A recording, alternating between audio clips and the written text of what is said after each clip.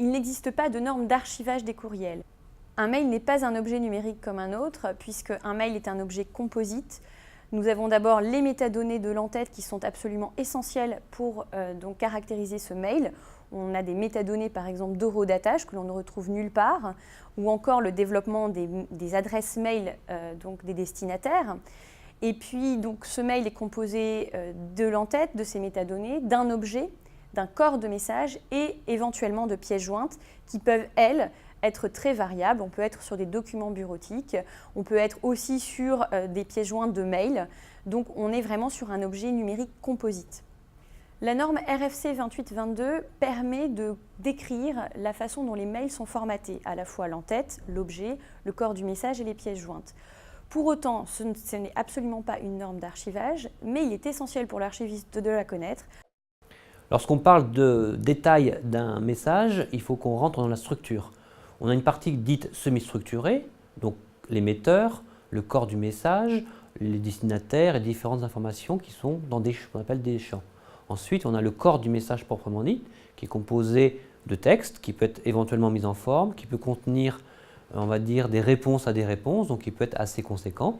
Et puis surtout, attaché à ce message, on peut avoir ce qu'on appelle des pièces jointes. Donc des pièces jointes des outils qui ont été élaborés dans des outils documentaires, donc ça peut être des pièces bureautiques qui peuvent alourdir notablement mon document de manière générale.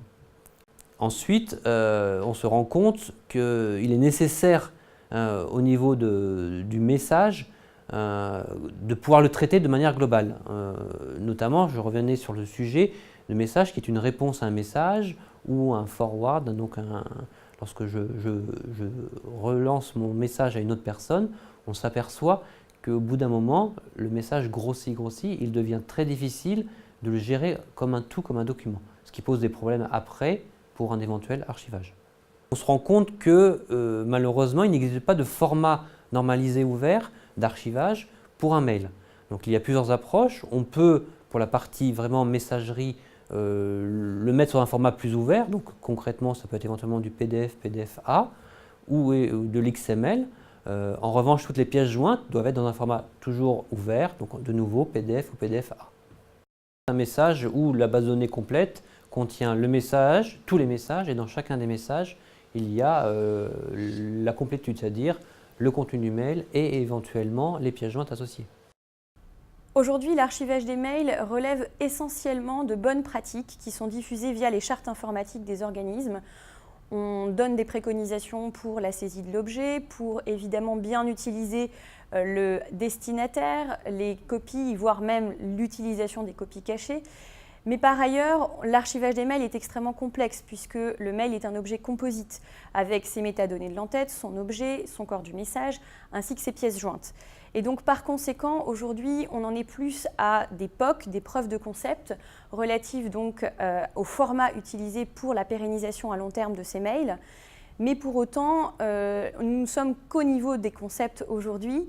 La seule chose que l'on peut dire, c'est qu'en termes de pratique, il est préconisé, ou en tout cas les ministères économiques et financiers le font aujourd'hui, appliquent une théorie qui est plus une pratique anglo-saxonne et qui est de la collecte ciblée de messagerie. On ne collecte pas l'intégralité des messageries d'un organisme, mais plutôt celle de ses décideurs ou des secrétariats via lesquels transitent les décisions importantes de l'organisme. L'impression des mails devrait être bannie, mais malgré tout, je pense qu'il peut être utile, dans le cas des usages courants dans nos activités, d'imprimer ces mails pour assurer le suivi des dossiers. Par contre, ça ne constitue en aucun cas une preuve que l'on peut faire valoir face à un juge. Par contre, c'est juste donc, à titre d'information pour le suivi. Je ne pense pas qu'il faille interdire l'impression des mails. Je pense que maintenant, effectivement, il y a encore des managers qui impriment leurs mails et qui les donnent à leurs assistantes, ou les assistantes impriment les mails, en fait, plutôt, et les donnent aux managers. Il y a des gens qui impriment des mails pour les mettre dans des fichiers papier, dans des dossiers papier pour les conserver.